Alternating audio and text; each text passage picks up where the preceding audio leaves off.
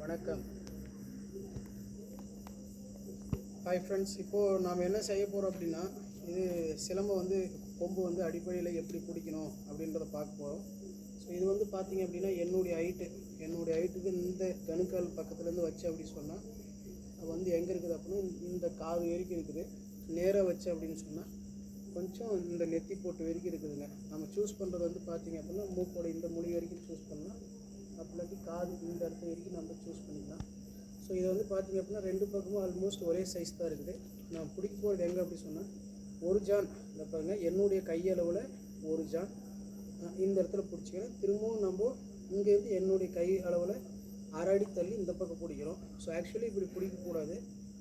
நம்ம வந்து பார்த்திங்கன்னா இந்த ஆப்போசிட்டாக பிடிக்கணும். அதாவது இந்த வலது கை வந்து பார்த்திங்கன்னா இந்த கொம்பு இப்படி பிடிக்கும்போது மேல் நோக்கியும், இந்த இடது கை பார்த்திங்க அப்படின்னு சொன்னால் கீழ் நோக்கி இருக்கும். இதுதான் நம்ம சம்மட்டி பிடி அப்படின்னு சொல்லுவாங்க.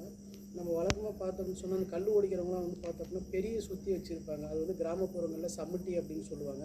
அதை வந்து பிடிச்சி அப்படின்னா இப்படி தூக்கி இப்படி போடுவாங்க. 1 2 சொல்லி நம்பர் சொல்லி போட மாட்டாங்க. ஒரு பெரிய கல் மேலே அடித்தாங்கன்னா அதை சின்னதாக ஓடியும் அதை ஜல்லிக்கு பயன்படுத்துவாங்க. ஸோ இப்போ நம்ம பேக் டு சிலம்பம். இப்போ இது என்ன பண்ணுறோம் அப்படின்னு சொன்னால் இந்த மாதிரி ஃபர்ஸ்ட் ஆஃப் ஆல் நம்ம வலது வாரல் இடது வாரல் சொல்லுவோம். ஸோ வாரல் அப்படின்னா இந்த தண்ணி வாரி கீழே வந்து அடிக்கிற மாதிரி இந்த சாணியெல்லாம் தெளிப்பாங்க இல்லைங்களா அம்மா மாருங்க வாசலுக்கு, அந்த மாதிரி வந்து என்ன பண்ணுவோம் அப்படின்னா தெளிப்போம்.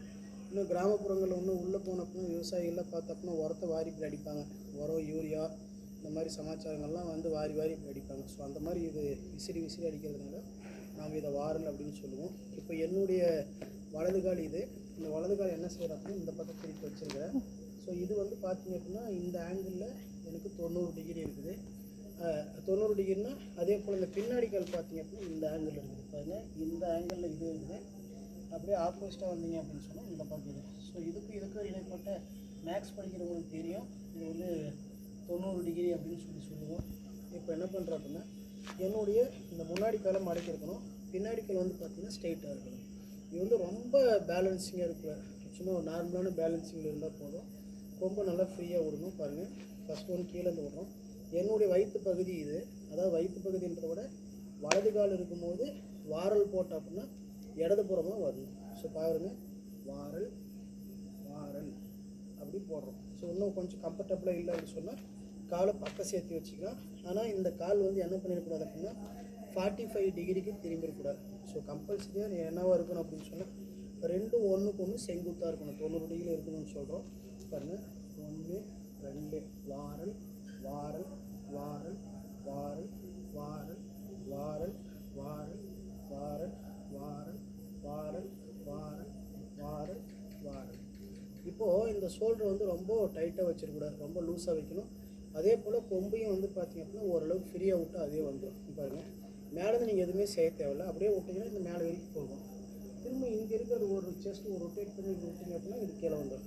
திரும்ப இது என்ன பண்ணுறோம், ஜஸ்ட் ஒரு ஃப்ளிப்பிங். நீங்கள் என்ன பண்ணுறோம், ஒரு ஃப்ளிப்பிங். நீங்கள் அடிக்கக்கூடியது எங்கே விழணும் அப்படின்னு சொன்னால் இப்படி திரும்பி இருந்தாலும் சரி, நீங்கள் எந்த பக்கம் திரும்பி இருந்தாலும் சரி, உங்களுடைய இந்த கிரைனுக்கு நேராக கீழே அட்டாக் விழுந்து மேலே வரும்போது பார்த்திங்க அப்படின்னா இந்த தாடை வந்து நம்மளுக்கு அட்டாக் பண்ணணும். ஸோ நம்மளுடைய அட்டாக் வந்து அப்படி தான் இருக்கும்.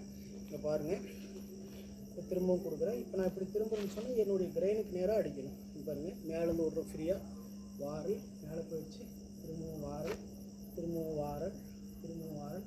ஃப்ரீயாக விட்டிங்கன்னா அதுவே தானே வந்துடும். வாரல் வாரல் வாரல் வாரல் வாரல் வாரல் வாரல் வாரல் வாரல் வாரல் வாரல்.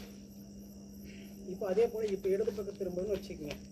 இப்போது இது வலது பக்கம் திரும்புகிறோம், வாரல் வந்து இடது பக்கம் வருது.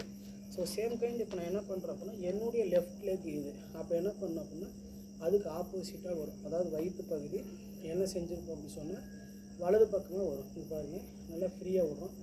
கொம்பைங்க வச்சுங்கன்னா ஜஸ்ட் ஒரு ஃப்ளிப்பிங். இந்த பாருங்கள், வாரல் வாரல் கம்ப்ளீட்டாக கை வெளியே வரும்.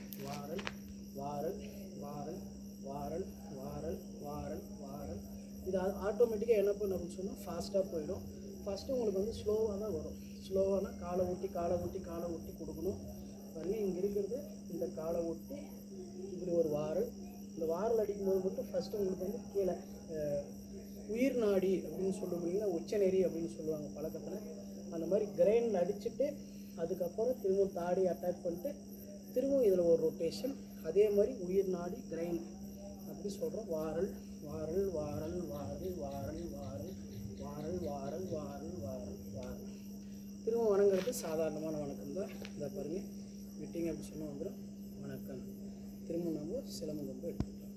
இது வந்து பார்த்திங்கன்னா வலது பக்கம் செய்கிறது வலது வாரல், இடது பக்கம் செய்கிறது இடது வாரல். அடுத்து வந்து பார்த்திங்க அப்படின்னா வெட்டு எப்படி செய்கிறதுன்னு பார்ப்போம். நன்றி, வணக்கம்.